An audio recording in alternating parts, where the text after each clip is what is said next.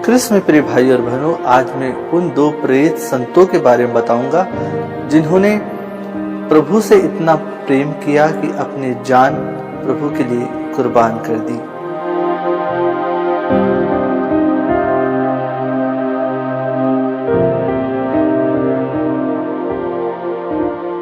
क्रिस्त में प्रिय भाई और बहनों, हर साल 29 जून को संपूर्ण कलीसिया प्रेरित संत पैतरुस और प्रेरित संत पौलुस का पर्व मनाती है।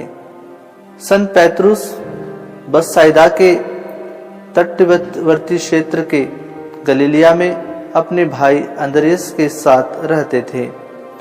वे मछलियों को पकड़कर अपना जीवन यापन करते थे।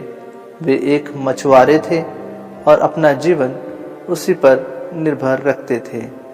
लूकस अध्याय 5 पद संख्या 10 में हम पढ़ते हैं, प्रभु कहते हैं संत पैतरुस को कि अब से तुम मनुष्यों को पकड़ा करोगे। मत्ती अध्याय 16 पद संख्या 16 में संत पैतरुस अपने विश्वास की घोषणा करते हुए कहते हैं कि आप मसीह जीवंत ईश्वर के पुत्र हैं। मत्ती अध्याय 16 पद संख्या 17 में प्रभु यीशु पैतरुस से कहते हैं कि सिमोन योनस के पुत्र तुम धन्य हो। मत्ती अध्याय 16 पद संख्या 18 और 19 में प्रभु यीशु पैतरुस से कहते हैं कि पैतरुस तुम चट्टान हो, इस चट्टान पर कलीसिया की स्थापना की जाएगी। प्रभु यीशु उससे यह भी कहते हैं कि जिस किसी के पाप तुम इस पृथ्वी पर क्षमा करोगे, उसके पाप स्वर्ग में भी क्षमा हो जाएंगे।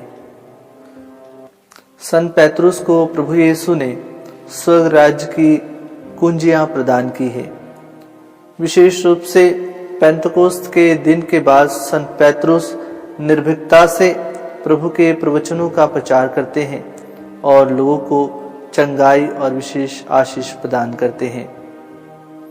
संत पैतरुस की मृत्यु राजा नेरो के समय में 67 ईस्वी में हुई। उन्हें क्रूस पर लटकाया गया, लेकिन उन्होंने सैनिकों से कहा कि वे इस योग्य नहीं है कि प्रभु के समान क्रूस पर लटककर उनकी मृत्यु हो। वे सैनिकों से कहते हैं कि उनकी अंतिम इच्छा है कि उन्हें उल्टा लटकाकर क्रूस पर मार दिया जाए। प्रिय संत पैतरुस की मृत्यु इसी तरह होती है। संत पौलुस का जन्म भूमध्य सागर के उत्तर पूर्वी तट के तारसुस नामक शहर में वे एक यहूदी परिवार में जन्मे थे। यहूदी प्रथा के अनुसार उनके जन्म के 8 दिन बाद उनका नामकरण किया गया। उनका नाम साउल रखा गया। उन्होंने अपनी शिक्षा गमालियल से प्राप्त की, जो कि धर्मशास्त्र के बहुत बड़े पंडित थे। संत स्तेफनुस की मृत्यु के समय संत पौलुस वहां पर उपस्थित थे। साउल ने क्रिस्तियों को मारने का बेड़ा अपने ऊपर उठा लिया था। वह सैनिकों को लेकर दमिश्क की ओर निकल पड़ते हैं, लेकिन प्रभु उनके बीच में आ जाते हैं और उन्हें दर्शन देते हैं और प्रभु उनसे कहते हैं कि साउल साउल तुम मुझे क्यों सताते हो, तुम मुझे क्यों मारते हो। तब साउल प्रभु के सामने घुटने टेक देता है। वह अपनी आंखों से कुछ देख भी नहीं पाता है।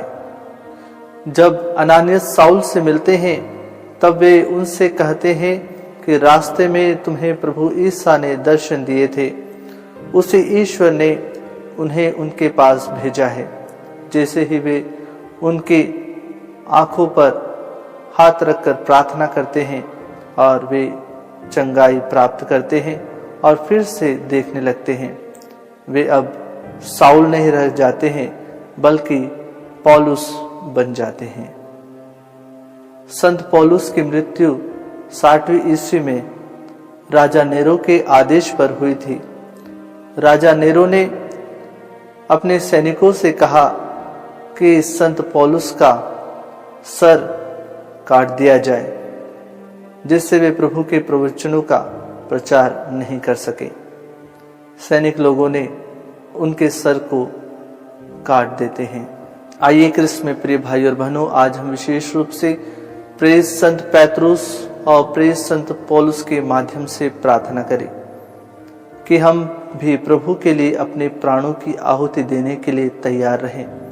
हर परिस्थिति में हम मजबूत बने रहें ताकि हम प्रभु के सुसमाचार के प्रचार को फैला सकें।